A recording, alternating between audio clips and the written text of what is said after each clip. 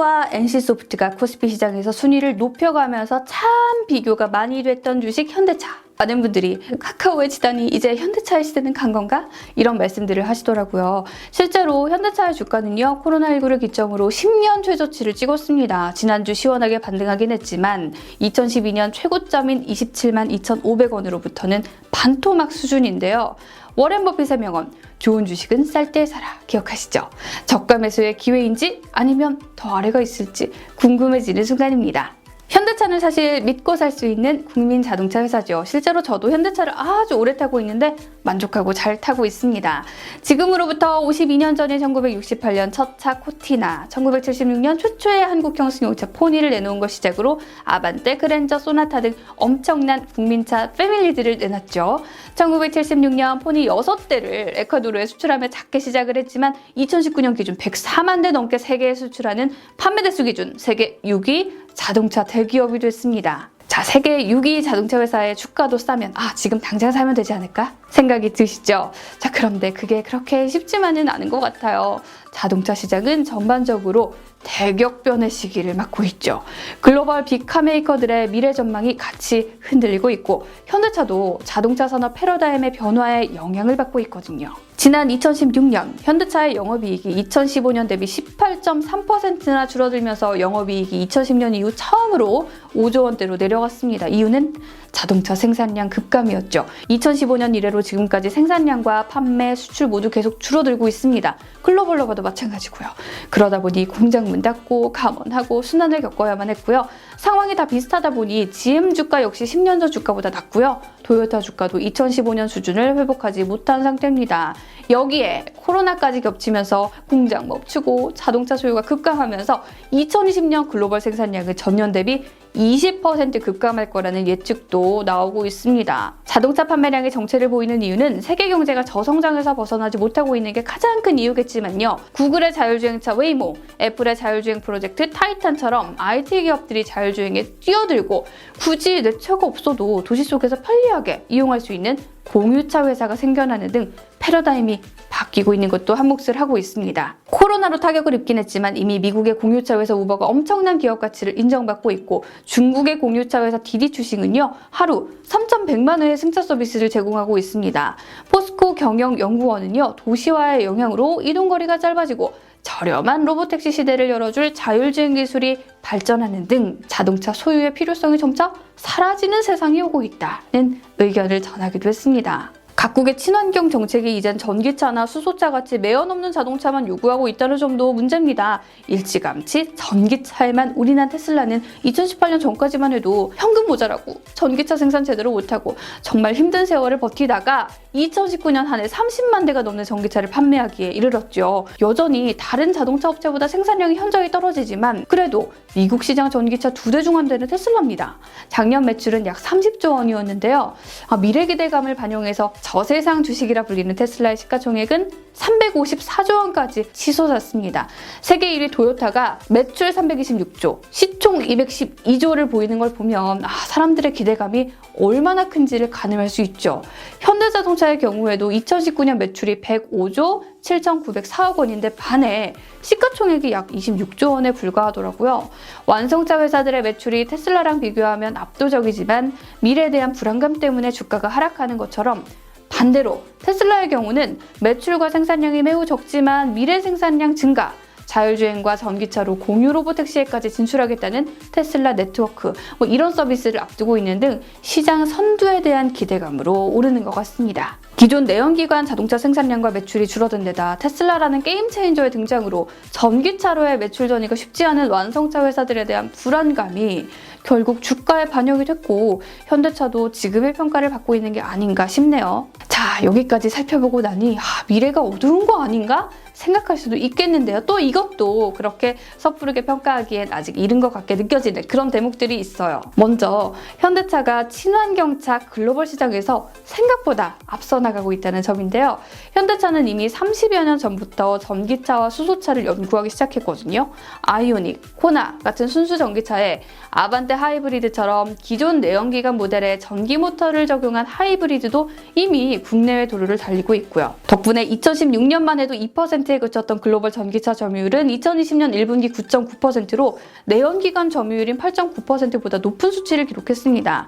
글로벌 전기차 시장 4위에 미국에서는 테슬라에 이어 2위를 차지하고 있고 유럽에서 전기차 점유율도 꾸준히 늘고 있습니다. 여기에 내년엔 제 드림카인 제네시스 전기차, 마치 테슬라 사이버트럭 느낌 나는 컨셉트카 45가 출시되고요. 2025년까지 전기차 라인업을 14종으로 늘린다고 하네요. 수소차는 세계 최초라는 타이틀을 들고 있어요. 2013년 세계 첫 수소차 투싼 IX 이후 2018년 넥소도 출시했죠. 스위스의 엑시언트라는 수소 트럭을 벌써 수출하기도 했어요. 수소차 프로토타입만 갖고 나스닥에 상장해서 대박을 냈던 니콜라보다도 앞서 나간 셈인데요. 정부가 그린 뉴딜로 수소차 인프라를 적극 육성하겠다고 밝힌 것도 호재로 작용할 것 같네요. 전기차와 수소차뿐 아니라 전방위적으로 미래를 대비하고 있습니다. 2019년 현대차가 스마트 모빌리티, 친환경, 인공지능, 빅데이터, 자율주행 같은 스타트업에 투자한 금액은 무려 7,157억으로 2위인 네이버보다 4천억을 더 썼습니다. 기아차 2천억까지 합하면 거의 1조를 투자한 셈인데요. 이미 동남아판 우버로 유명한 공유차 회사 크랩, 인도 차량 호출 서비스 올라에 큰 투자를 했고요. 국내에서는 송창현 전 네이버랩스 CEO를 필두로 한 코드42에도 투자를 했죠. 뿐만 아니라 전기차 배터리 생산에서 솔리드 파워에 투자했죠. 고성능 전기차 회사 크로아티아의 리마게는 1,000억을 투자하기도 했습니다. 그리고 현대차는 이전에 종종 자율주행차 개발에는 뒤처진다라는 평가를 받곤 했었는데 미국 자율주행 기술에서 앞서 나가고 있는 자율주행 전문 기업 앱티브와 4조 8천억 규모의 자율주행 조인트 벤처 설립 계획을 발표했죠. 테슬라가 이미 50억 킬로미터의 빅데이터를 축적한 상황에서 대기업다운 인수합병 전략으로 미래 기술을 선점하려는 의지겠죠. 테슬라 자율주행 시스템에 칩을 제공하고 있는 삼성전자와는 전기차 자율주행 협업을 선언했고요. 한국투자증권은 자율주행 수소트럭, 커넥티드카 등 미래차 전반에 대한 경쟁력이 입증돼서 현대차의 성장성에 대한 재평가가 시작될 시기다 라고 내다보기도 했습니다. 2025년까지 61조를 더 투입해서 전기차, 자율주행, 로보틱스, 모빌리티 등의 발전을 선언한 만큼 앞으로가 더 기대되는 대목입니다. 미래 기술도 기술이지만 여전히 인기가 건재한 국민차 브랜드들, 고급차인 제네시스와 SUV의 인기도 여전합니다. 특히 최근에 출시한 GV70, 투싼 같은 SUV 차량은 미국에서 선방 중인데요. 미국은 땅이 엄청나게 넓은 만큼 SUV 판매 비중이 70%에 달하거든요. 실제로 2020년 1분기 미국 시장 점유율이 작년 같은 기간 7.2%에서 7.8%로 늘었는데 SUV 판매 증가 덕분으로 꼽혔고요. 신모델인 GV80이 하반기 미국 출시를 앞두고 있다는 점도 주목해봐야 할 것 같습니다. 베트남 같은 신흥국에서도 SUV의 인기는 눈에 띄는데요. 베트남에서 도요타를 제치고 처음으로 점유율 20%를 넘기며 1위를 차지한 비결도요. SUV의 인기 덕이라고 하네요. 한 가지 더, 저는 현대차의 위기 DNA에도 주목하고 싶습니다. 현대차는 늘 위기 속에 커왔다고 해도 과언이 아닌 회사인데요. 1998년 금융위기 때는 법정 관리에 들어간 기아차를 과감하게 인수했죠.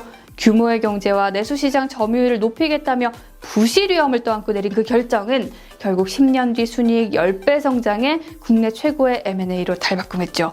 뒤이어 카드 버블이 꺼지면서 온 원화 강세, 기아차, 적자 등 내부 위기까지 겹쳤던 2005년에도 미국 엘라베마 공장, 미국 기술연구소, 브랜드 경영 도입 등으로 주가 위기를 넘겼습니다. 2009년 금융위기 때도 체코 공장 준공, 에쿠스 베트남 출시의 친환경차까지 내놓으며 결국 경쟁사들이 경영난에 시달리던 때에도 주가 172% 상승이라는 엄청난 회복 탄력성을 보여줬죠.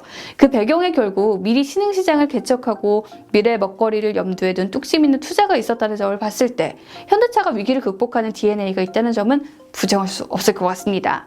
자, 2019년에 정의선 부회장은요, 칼라일 그룹과의 대담에서 현대차의 비즈니스가 제조에서 서비스로 전환되고 있다면서 앞으로 확실한 경영 방향성을 보여주기도 했죠. 그리고 최근 SK 제태원, LG 구강모, 삼성 이재용 등 대기업 총수와의 잦은 회동에서 볼 수 있듯이 현재 격변의 시기에 글로벌 시장을 협업으로 헤쳐나가려고 하는 것이 아닌가 생각이 듭니다. 삼성, LG, SK와의 협업은 결국 연료전지, 충전소, 재생에너지, 발전소 등 새로운 패러다임 안에서의 자동차 밸류체인들을 확대해 나가는 그런 그림을 그리고 있는 거 아닌가 싶습니다. 격변의 시기를 겪고 있는 글로벌 자동차 회사들, 제조에서 서비스로 패러다임이 전환되고 있어 자동차 전체 시장의 파이가 줄어든과 동시에 완성차는 전기차와 같은 친환경차로 빠르게 바뀌고 있습니다. 지난 50년을 잘 이끌어온 현대차가 전기 수소차, 자율주행 시장에서도 잘 버티길 대한민국 국민으로서 응원하고 싶은데요. 당분간은 코로나 때문에 해외여행은 꿈도 못 꾸지만 나중에 해외여행 갔을 때 현대기아차가 더 많이 보이면 좋지 않을까요? 마음으로는 현대차에 올인하고 싶지만 우리 모두의 돈은 소중하니까 냉철해져야겠죠. 결국 자동차 시장의 전체적인 패러다임 변화 속에 시장이 어떻게 반응하는지, 소비자들은 어떤 반응을 보일지, 각 회사들은 어떻게 대처하는지를 살펴보며 투자 판단을 하는 것이 중요하지 않을까 싶습니다. 자동차 산업은 사이클이 긴 산업입니다. 부분적인 것에 집중하기보다 큰 그림에서의 안목이 중요하겠죠? 투자하는 입장에서도 매출이나 단기적인 점유율보다 좀 긴 호흡에서 여러 면을 살펴보는 게 필요할 것 같다는 생각이 드네요. 여러분이 생각하는 현대차, 저평가인가요? 아니면 고평가인가요? 많은 의견 부탁드리고요.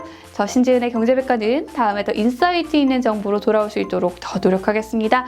도움 되셨다면 좋아요와 구독 많이 부탁드릴게요.